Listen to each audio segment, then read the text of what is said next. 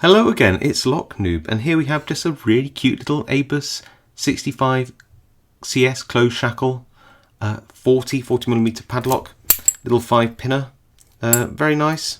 It's not got any ball bearing locking mechanism, so it is probably shimmerable, but yeah, little 5-pin key, like the bitting, sort of goes zero lift to high cut, then some mediums at the end. Let's just have a go at trying to pick this. The keyway isn't quite paracentric towards this part of the lock, so we're going to see what we can do. So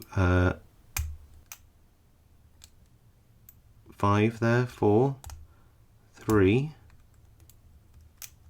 Was a bit overlifted. I think I overset that one. 3 there.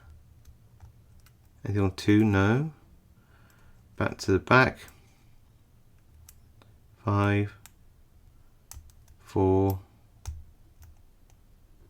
3, 2 there, nothing on 1, back through, 5, 4, little click, back through again, anything on 3 there, anything on 2, nice little clicks, and we're open, look at that.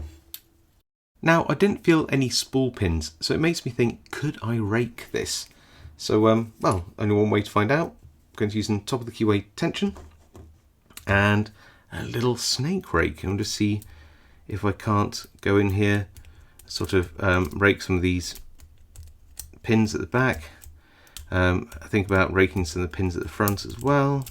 Oh, and yes, got an open. So I don't know why I couldn't.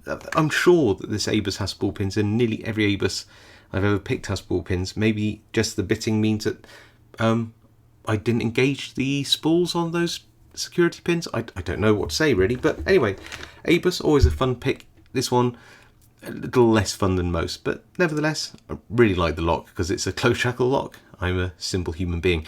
Anyway, hope you liked the video. If you did, leave a like. If you haven't subscribed, now's a great time to do so for more content like this.